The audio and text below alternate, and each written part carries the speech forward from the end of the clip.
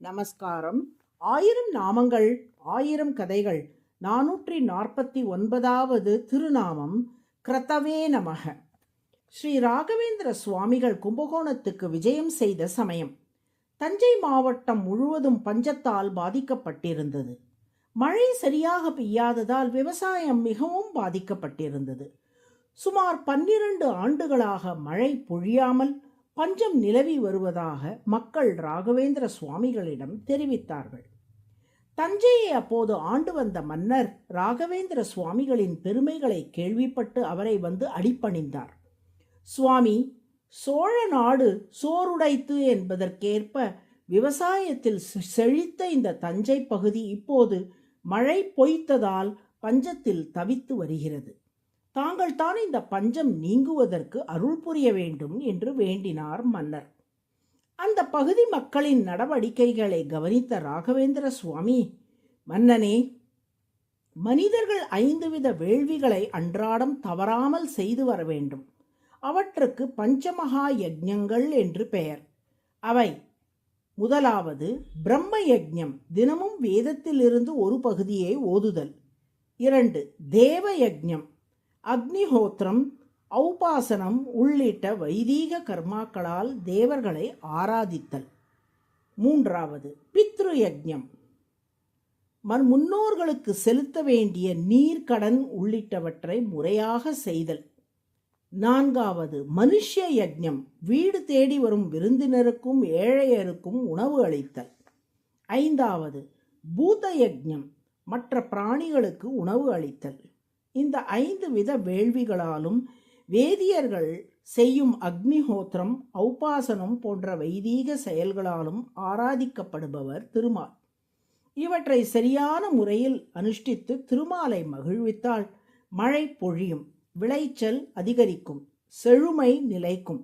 இந்த கடமைகளை சரியாக செய்யாமல் போவதால் தான் பஞ்சம் போன்ற இயற்கை சீற்றங்கள் ஏற்படுகின்றன என்று சொன்னார். பின் மன்னரை பார்த்து, இங்கே உடனடியாக காரிரேஷ்டி என்னும் வேள்வியை 21 நாட்கள் நடத்துங்கள், மழை பொழியும் என்று சொல்லி அருளினார் ராகவேந்திர சுவாமிகள். மன்னரும் அவ்வாறே வேள்விக்கான ஏற்பாடுகளை செய்தார்.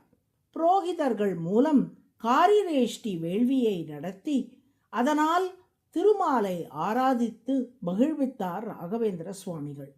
திருமாலின் திருவுள்ளம் மகிழ்ந்தவாறே சோழ நாட்டில் நல்ல மழை பொழிந்தது. 12 ஆண்டு கால பஞ்சம் நீங்கியது.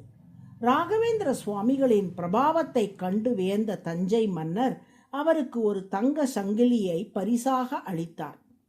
தனக்கு என்று எதையும் வைத்து கொள்ளாது அனைத்தையும் திருமாலுக்கென்றே அர்ப்பணிப்பவரான ராகவேந்திர சுவாமிகள் அந்த தங்க சங்கிலியையும் வேள்வி தீயில் திருமாலுக்கு அர்ப்பணித்தார்.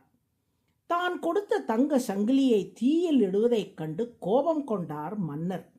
மன்னரின் முக பாவனையை கவனித்த ராகவேந்திர சுவாமிகள் முழு மனமில்லாமல் கொடுத்தவனின் பொருளை இறைவனுக்கு அர்ப்பணிக்கலாகாது என கருதி தம் கையை அக்னியில் விட்டு அந்த சங்கிலியை வெளியே எடுத்து மன்னரிடமே கொடுத்து விட்டார்.